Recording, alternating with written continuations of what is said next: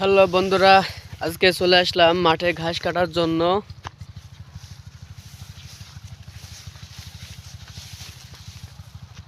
ঘাস এই জায়গাটায় কেটা কাটছে, বুঝছেন?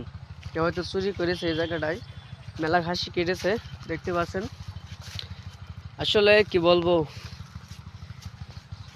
মনে করেন ছাগলের জন্য মনে হয় কেটেছে। এই যে আমাদের ভুট্টা হয়ে চলে আসলাম আজকেও সেই ভুট্টা কাটার জন্য। এখন বাজে হচ্ছে 12:20। আজকে আবারও সকাল সকাল চলে আসলাম মাঠে ভিডিও বানানোর জন্য, আপনাদেরকে কিছু দেখানোর জন্য। দেখতে পাচ্ছেন এগুলো ঘাস, আর এগুলো হচ্ছে বেগুন, আমাদের বেগুনের ভুঁই দেখতে পাচ্ছেন। আর আশা করি আপনারা সবাই ভালো আছেন। আলহামদুলিল্লাহ, আমিও ভালো আছি।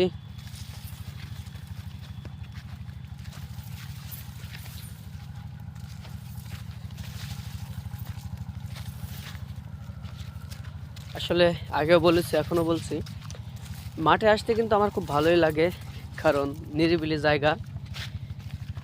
মাঠে আপনি যতটুকু বাসা থাকবেন দেখবেন কেমন লাগে, আর মাঠে আসলে কেমন লাগে, অবশ্যই ভালো লাগবে।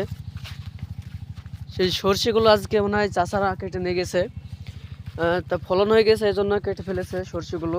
দেখতে পাচ্ছেন একদম ফাঁকা হয়ে গেছে।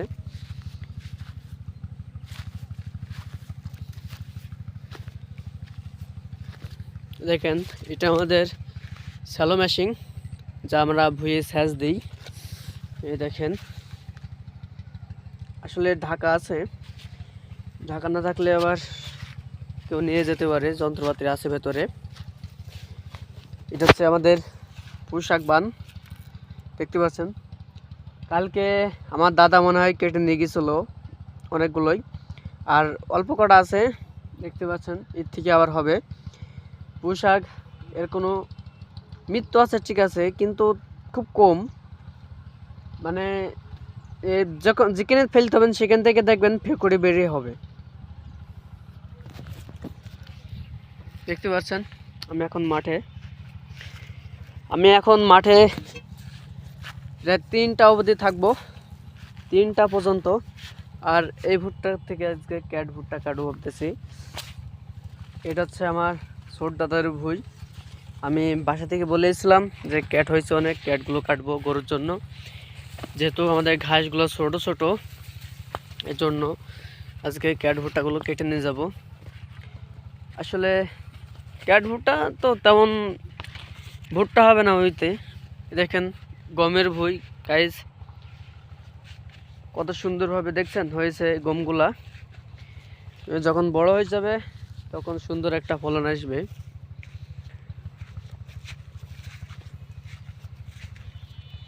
আগেকার মানুষগুলো কিন্তু, যখন অনেক আগেকার লোকগুলো, তখন তারা গমের ভাত খাইতো আগে কিন্তু ধান তেমন একটা হইতো না, কারণ তখন তো মেশিন টেশিন ছিল না পানি দেওয়ার জন্য।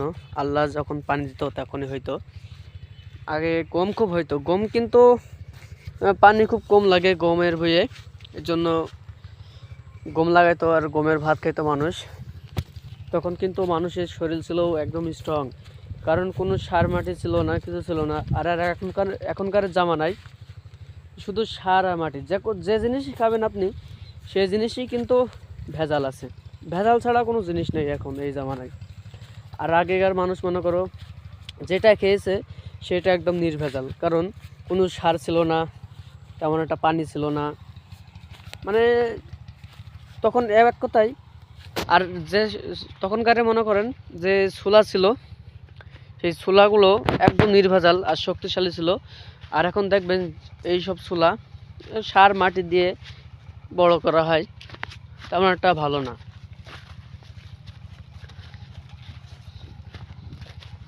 দেখেন এসব ভুট্টা, আগে কিন্তু এরকম চাষ ছিল না, এখন আস্তে আস্তে অনেক রকম চাষ দেখা যাবে। এ দেখেন এই কলা গাছগুলো, হ্যাঁ, কলা গাছগুলো তেমন একটা চাষ করতো না। এখন দেখবেন কলা চাষ করে, অনেক কিছু। আর এক ধরনের একটা ফল এসেছে ড্রাগন ফল, সেটা আমাদের গালার জমিতে দেখি লাগাইছে, আসলে এই মাঠে নাই, আমার সেই গালার জমিতে আছে। আপনাদেরকে দেখাবো একদিন ইনশাল্লাহ। আর বেগুন, আমরা বেগুন ভাবতেছি সামনে হাটে তুলবো। বেগুন তো একটা ভালোই হয়েছে। আমরা ভাবছিলাম যে বেগুন হবে না, কিন্তু দেখি বেগুন ভালোই হইতেছে আল্লাহর রহমতে। বেগুন হয়ে যেসব ক্যাট ভুট্টাগুলো ছিল আমরা কাল কেটেছি। আর এই একটা গাছ রাখছি, আরও একটা রাখছি। আসলে এই গাছ দুটো কাটিনি, কারণ মোষ বড় বড় হয়ে গেছে, একটু মায়া লাগছে যে বড় হয়ে গেছে আর কাটবো না, এর জন্য কাটিনি, এগুলো রেখে দিয়েছি। আর একটা কলা গাছ লাগাইছিলাম বন্ধুরা, কলা গাছটা ভালোই বড় হয়ে গেছে।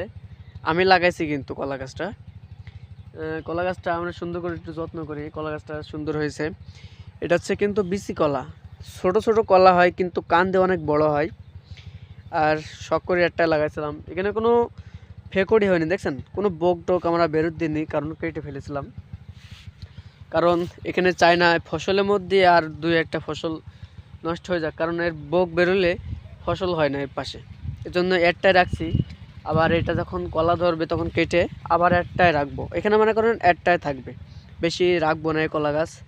কারণ কলা গাছ ভালোর ভালো, খারাপে খারাপ, চাষ করতে গেলে খুব সমস্যা। ওই যে কলা গাছ দেখতে আছেন অনেকগুলো, ওই কলা গাছের পাশে দেখবেন আমাদের ঘাস তেমন একটা হয় না, কারণ ওই কলা গাছের যে আওতা এত গাঢ় ছায়া, ওতে মনে করো হয় না। এর জন্য কলা গাছ ছায়ায় সেরকম ঘাস হয় না, ফসল হয় না, এই জন্য কলা গাছ আমি একটাই রাখছি।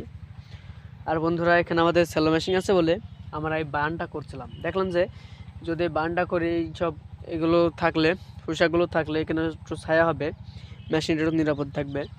আর এখানে বিভিন্ন রকম বান করা যাবে, এই জন্য দেখলাম যে এখানে এইটুকু জায়গাটা পড়ে আছে, মেশিনটা রয়েছে, উপর দিয়ে বান করলে দেখা যাচ্ছে খাওয়া হচ্ছে, অনেক ভালো আর কি। এই জন্য এইভাবে বানটা সুন্দর করে আমার দাদা করছিল, অনেক সুন্দর বান করে ফেলেছে দাদা। পোশাকও অনেক হয়েছিল, মানুষ অনেক নিয়েও গিয়েছিল। আর এই কটা আছে, আবার ইনশাল্লাহ এখান থেকে ফেকুরে বেরোবে, দেখেন ফেকুরে বেরোচ্ছে এই জায়গাটায়, আবার হবে। মেছুটি দেখছেন এত লাল হয়ে গেছে, মেছুটি দেখেন হাত একদম লাল হয়ে গেছে, দেখছেন এই দেখেন হাত লাল হয়ে গেছে। মেছুটি খাইতে কিন্তু খুব সুস্বাদু, আপনি না খাইলে বুঝবেন না, আপনারা মেছুটি পাইলে খাইবেন। এটা কিন্তু নির্ভেজাল, এতে কোনো সার টার দেওয়া হয়নি, এটা এমনি থেকে দেখেন আমরা পলিথিন দিয়ে বাঁধে রাখছি এই গাছের গোড়াটা, যেন কেউ কেটে না দিতে পারে, বুঝছেন।